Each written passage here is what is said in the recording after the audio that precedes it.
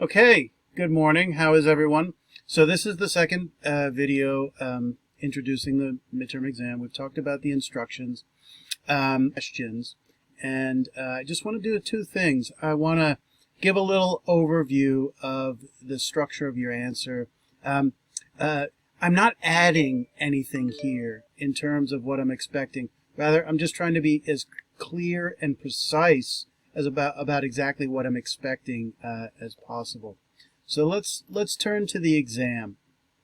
So just one little thing in terms of the structure of the final format of your exam. What I'd like you to do is to leave the questions in at the beginning before your answer, and then to provide your complete essay answer, a page, 2.5 pages, 2 pages, after the complete answer, right? So leave the answer in your final product, and then, leave the question in your final product, and then answer below that. That said, you'll see that there are multiple parts to these questions. They're all related, but they hit on different topics and different themes. Why do I ask you to leave this in as you work? So you can, the answer is so you can refer back to it, and you can have it as a reference point. In particular, you can use this as an outline and break it up into, for example, the 4 parts of this question, and use them as a guide to structure your writing and also to make sure you're staying on topic. However, if you use it as an outline, I want you to take it out so that you have one continuous answer where you're going to have paragraphs breaks where you think they're appropriate, right? And you're not going to have the letters here, right? I will be able to follow what part of the question you're dealing with. Okay, so let's get into the question. So the first question deals with the temptation and fall of Adam and Eve in Genesis 2 and 3. And I want you to make reference to all of the literature above, right? All this literature is really singularly focused on either a description or a narrative of the events of the fall, which is to say Genesis 1 through 3, or 3 in particular. And then the other 3 really provide interpretation to the meaning of the fall. So all these readings are hovering around the same topic. Now, I'd like you to cite at some point all of them. That said, if you discover that you prefer to rely on one more than the other, either because you find it interesting, or because you think it's most consistent with what you're trying to say and what you think is correct, then by all means, feel free to focus on just a selection rather than all of them. But I want you to address in some way all of them. Okay, so the first question deals with the nature of Eve's curiosity, or rather, which is just to say, why is she eating the fruit? What is this all about? What are her motivations and desires that inspire her to be tempted in the first place?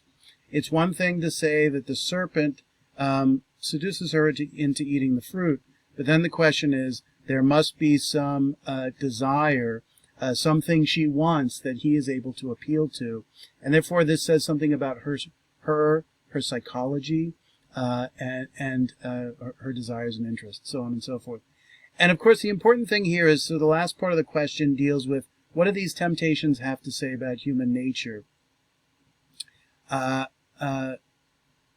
Which is to say, Eve really becomes a kind of stand-in here for humankind in general, for a representation of all human beings, and that this scene is presented as a kind of a primordial or archetypal scene that is descriptive of not just Eve, but of all human beings. So what is it in human beings that they're motivated to be tempted in this particular way? All right, so B, the specific meaning of the fruit, right? So the fruit has a variety of interrelated meanings. And one thing I want you to really focus on is to discuss both the literal and the figurative meanings of the fruit. If the text simply wanted to speak about knowledge, I mean, let's be honest, we all know the fruit is symbolic of knowledge. So therefore, literally it's a fruit, and figuratively it's some type of knowledge. But if the text wanted to just tell you about our desire for knowledge, it could have done that in a more direct and more literal way. For some reason, the text sees that there's an advantage in terms of what it's trying to communicate by presenting knowledge in the form symbolically or metaphorically of this fruit. And therefore the fruit becomes significant.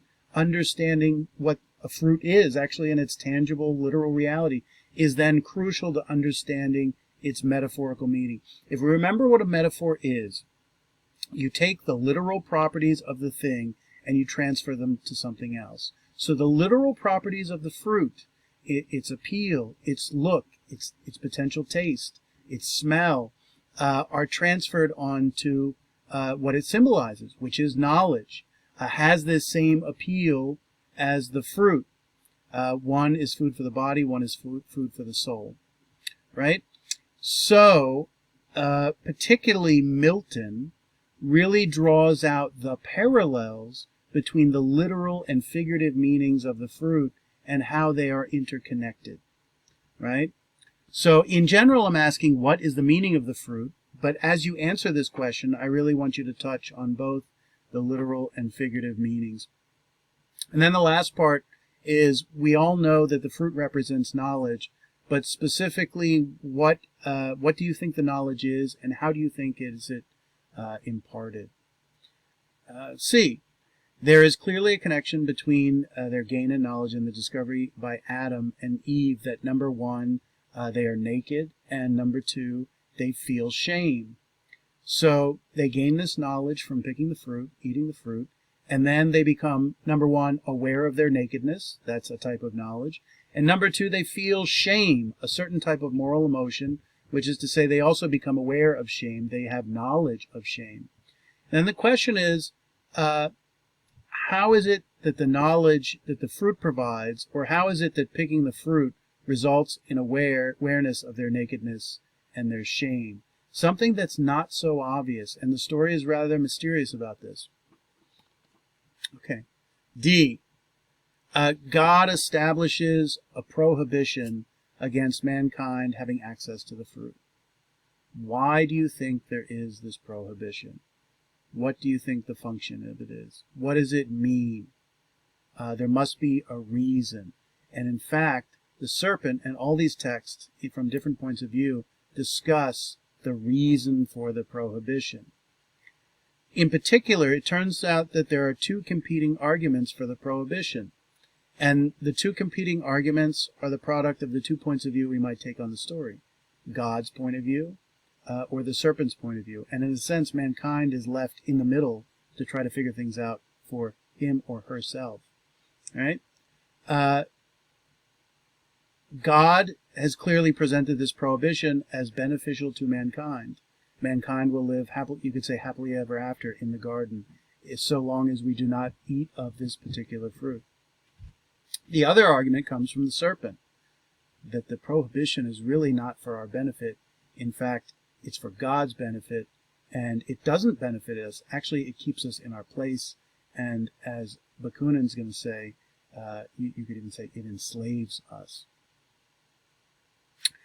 Which do you think is the case, and why? What appears to be the general message of the Bible pertaining to human beings and their use of reason as a guide to life, right? Because obviously implicit in the prohibition to knowledge, human beings gain their knowledge through reasoning. That's even acknowledged in the Bible here pretty clearly. What is the reason that the Bible believes that there should be apprehension or a kind of prohibition on a certain use of your reason as a kind of absolute guide to our lives? Okay, so we move on to question number 2, dealing with the story of Job. So here, beginning, I give a little kind of overview of the story in a nutshell. And then I say here in this second paragraph, Job is a man of substance, but we discover that there are 2 kinds of substance. So Job's response to his tragedy illustrate what he thinks is most important in life, or rather which substance to him is most important. So all these questions are really centered around Job's identity as being as manifesting these two different forms of substance that we talked about in class, and that are very carefully discussed in the videos that I've provided. So explain in detail these two types of substance. And of course, this is a word that comes right from the text, about second verse, I want to say. But what do these two types of substance have to do with human nature, and how are they related to Augustine's distinction between the city of man and the city of God? Job's conflict, in large part, is a conflict of loyalties between love and faith in God versus self-love, or love of oneself, where what is me and what is mine is not clearly distinguishable. Explain what we mean by self-love and how this love is in conflict with the love of God. How does Satan's remark, skin for skin, yea, all the man hath, he will give for his life, relate to the theme of self-love? So let's think back very briefly what I'm talking about here. Conflict of loyalties. Self-love suggests we love what's ours. We love ourselves the most, and there's all kinds of interesting reasons why that's the case. But it seems apparent that part of the story is about illustrating the tension between our own self-love and concern for our own self-interest, which is connected with self-love, and love of God. And of course, love of God does not always seem, it stands in sharp distinction in this story to love of oneself, particularly when he's lost everything that he loves, right? And we see how he reacts, and we also see, for example, how his wife reacts. Okay, so I'm asking you to address that conflict.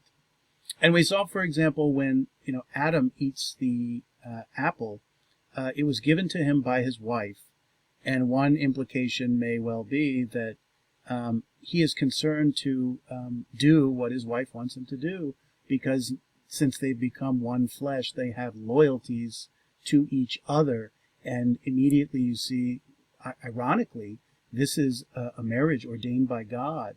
They become one flesh, and yet their loyalties to each other do not sit in harmony, in perfect harmony with their loyalty or obligation to God. And of course, this is after the fall, when the kind of harmonious relationships of Eden are all disrupted. Okay, part C. And this is really related to B, but it's just another aspect. Satan asks God, doth Job fear God for naught, or does Job fear God for nothing? What does this rhetorical question really mean? Now let's be clear, you really have to step through the parts of this question to understand what Satan is really saying here. And this question is in response to a question that God poses to Satan, namely, have you seen my wonderful and upright and blameless servant Job? And he's showing Job off. And Satan's response is, does Job fear God for nothing? And it's a commentary on what he thinks truly of Job, and maybe more generally mankind as a whole. So it's a rhetorical question, which means he's really making a statement. And the statement is rather veiled. And you need to kind of walk through Job's fear, and why he might fear God, and why people would fear God, and understand what Satan's saying here. Satan's question reveals he has a hypothesis about who Job really is.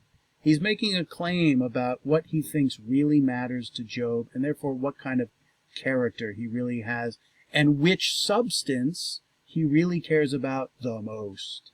Right? What is Satan implying about Job with this question? And is it true? So he presents a hypothesis about Job, about what he really thinks Job is all about, despite his appearance of being pious, God-fearing. And so is his hypothesis correct, is what I'm asking. And then the last part is, what actions or events prove or disprove Satan's hypothesis. So Job does things in the story after this whole scenario is set in motion by God and Satan, right?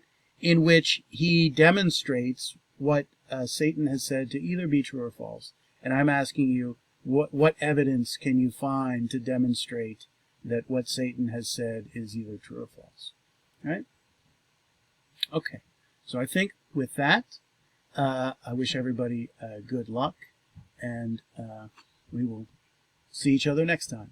Ciao.